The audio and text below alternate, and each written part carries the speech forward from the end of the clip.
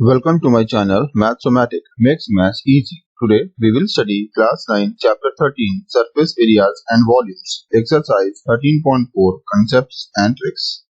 आज हम लोग पढ़ेंगे surface area of a sphere. ये sphere क्या होता है और ये sphere का surface area क्या होता है। आइए देखिए, ये है मेरे पास surface area of a sphere। तो surface area पढ़ने से पहले हम लोग जानेंगे कि ये स्फीयर क्या होता है और ये स्फीयर कैसे बनता है। When four circles of same radius, ठीक है, यानी कि सेम रेडियस वाला अगर फोर सर्कल्स को आर जॉइंड टुगेदर, हम लोग एक साथ ज्वाइन कर देंगे तो हमको मिलेगा एक sphere. When four circles of same radius are joined together, then a sphere is formed. यहाँ पे देखिए फोर सर्कल्स था, ये था सर्कल 1, ये था सर्कल 2, ये था सर्कल 3 और ये था सर्कल 4। तो ऐसा फोर सर्कल्स को अगर हम लोग ज्वाइन कर देंगे ये हमको मिल जाएगा एक स्फीयर। ठीक है, देखिए तो यहाँ पे देख सकते हैं कि फोर सर्कल से हमको मिल गया एक स्फीयर। तो अगर हम लोग यहाँ पर सिर्फ टू सर्कल्स को ज्वाइन करेंगे, यानी कि अगर हम लोग कोई भी टू सर्कल्स को अगर ज्वाइन कर देंगे एक साथ, तो वो मेरा क्या बनेगा, वो मेरा बन जाएगा एक हेमीस्फीयर। ठीक है, यानी कि स्फीयर का हाफ। तो अगर चार सर्कल को ज्वाइन करेंगे जिसका रेडियस सेम होगा, वो मेरा बन जाएगा स्फीयर।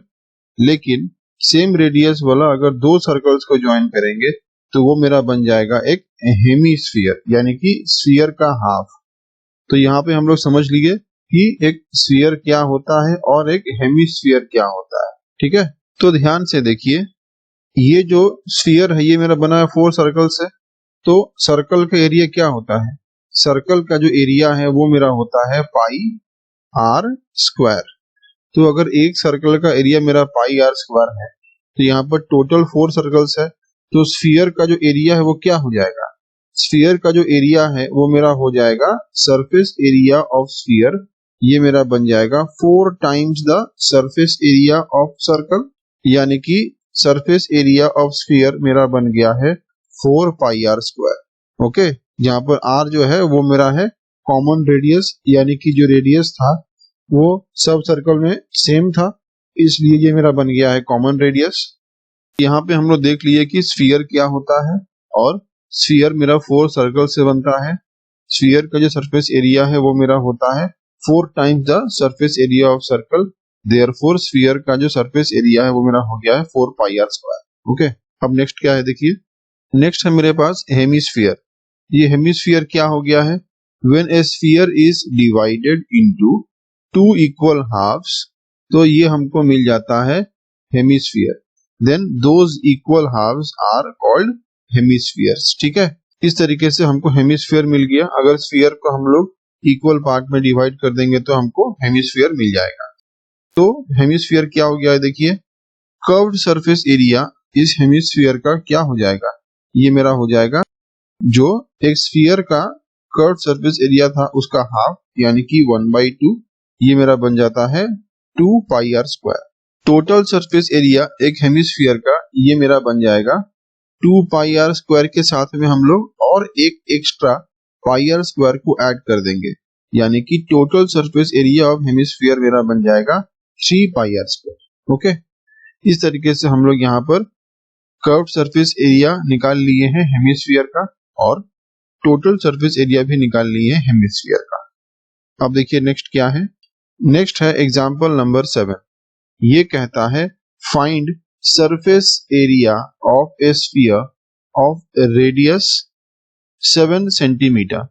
हमको यहाँ पर बोल रहा है कि एक स्फीयर है जिसका रेडियस हमको दिया हुआ है 7 सेंटीमीटर, इसका कर्व्ड सरफेस एरिया निकालने के लिए। देखिए रेडियस दिया हुआ है हमको 7 सेंटीमीटर, और हमको पता है कि स्फीयर का जो सरफेस एरिया है वो होता है 4 पाई आर स्क्वायर। देयरफॉर मेरा आंसर क्या हो जाएगा, 4 इंटू पाई मतलब 22/7 और आर का स्क्वायर मतलब 7 इंटू 7। इसको सॉल्व करने से आ गया है 616 सेंटीमीटर स्क्वायर। ओके, तो 616 सेंटीमीटर स्क्वायर मेरा बन गया है सरफेस एरिया ऑफ स्फीयर। अब देखिए एग्जांपल 8 क्या बोलता है, ये है example 8।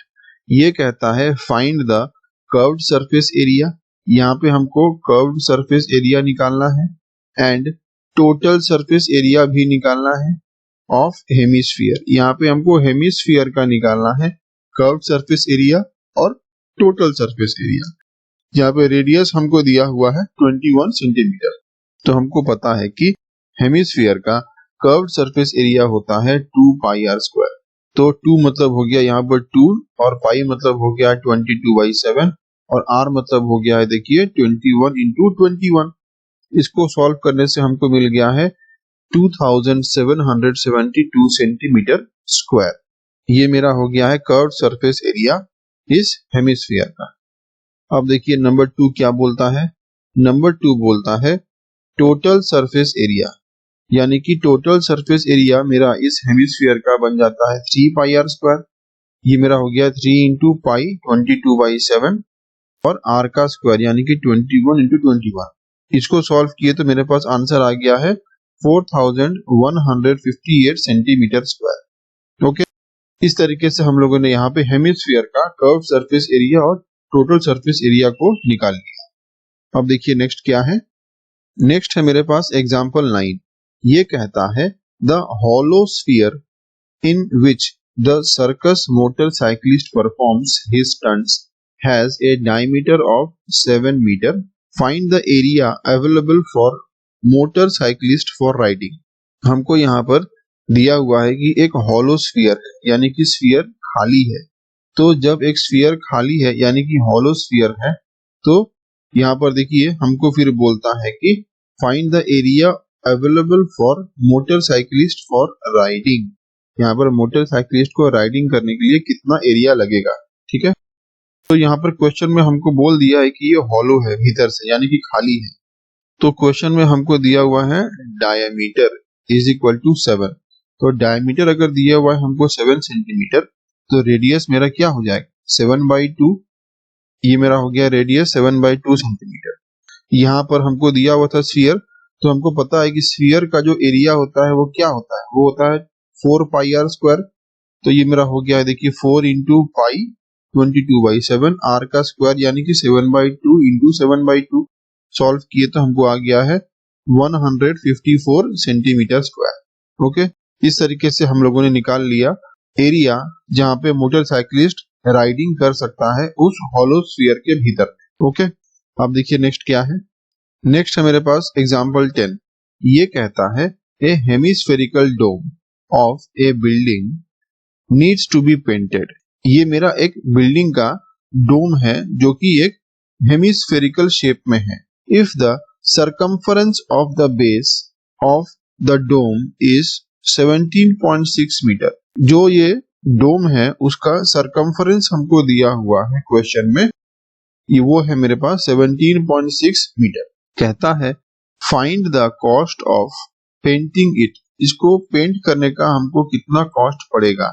Given the cost of painting is ₹5 पर 100 सेंटीमीटर स्क्वायर, यानी कि 100 सेंटीमीटर स्क्वायर एरिया को पेंट करने के लिए हमको 5 रुपीज लग रहा है। तो टोटल जो एरिया होगा इस डोम का उसको पेंट करने के लिए हमको कितना कॉस्ट लगेगा, ठीक है। तो क्वेश्चन में हमको क्या दिया हुआ है देखिए। क्वेश्चन में हमको पहले से गिवन है circumference of the base of dome, यानी कि जो सरकमफरेंस है इस डोम का वो हमको दिया हुआ है, वो है 17.6 मीटर। ओके, तो देखिए हमको यहाँ पर पता है कि base of A hemisphere is a circle, यानी कि जो हेमिस्फीयर होता है वो हेमिस्फीयर का जो बेस होता है, यानी कि ये वाला यहां से लेके यहां तक ये क्या है, ये नीचे में जो बेस है हेमिस्फीयर का वो एक सर्कल के फॉर्म में होता है, ठीक है। और ऊपर में मेरा ये इस तरीके से होता है सेमी सर्कल के जैसा, है ना। लेकिन नीचे में ये एक सर्कल होता है बेस में। तो बेस क्या है, ये वाला है मेरा बेस, ये हेमिस्फेरिकल डोम का ये सर्कल के फॉर्म में होता है। तो बेस ऑफ ए हेमिस्फीयर ये मेरा होता है एक सर्कल, ठीक है, यानी कि ये वाला। देयरफॉर हमको पता है कि सर्कल का सरकमफरेंस क्या होता है, सर्कल का सरकमफरेंस होता है 2 पाई आर, जो कि क्वेश्चन में हमको दिया हुआ है 17.6। देखिए a hemispherical dome of a building needs to be painted, if the circumference of the base, यहाँ पे साफ साफ बोला है कि जो बेस है उसका सर्कमफरेंस है 17.6 मीटर। तो बेस हमको मिल गया सर्कल, तो सर्कल का हमको मिल गया है सर्कमफरेंस 2 पाई आर, जो कि है मेरे पास 17.6 मीटर।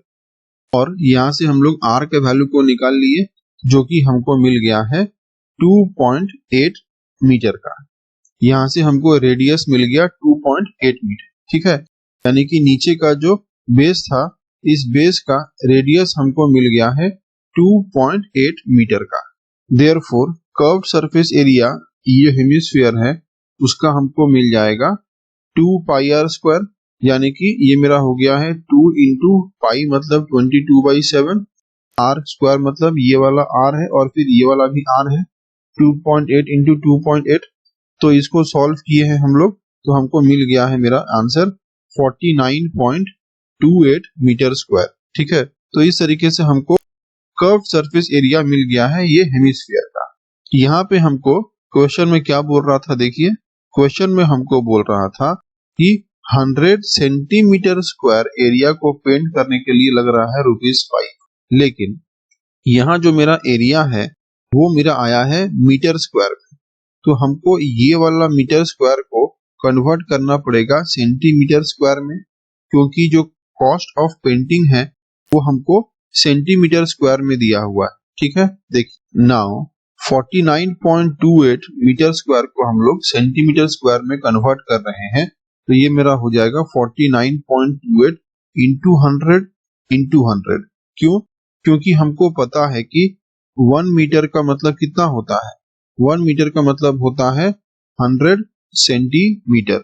तो अगर 1 मीटर का मतलब 100 सेंटीमीटर है, तो 1 मीटर स्क्वायर का मतलब क्या हो जाएगा, 1 मीटर स्क्वायर का मतलब होता है 1 मीटर इंटू 1 मीटर, यानी कि यहाँ पर मेरा हो जाएगा 100 इंटू 100, ठीक है।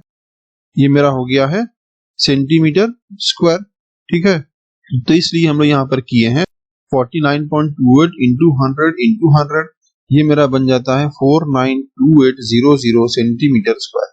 ये मेरा हो गया है curved surface area of the hemisphere centimetre square में। तो देखिए cost of painting 100 centimetre square हमको दिया हुआ था ₹5।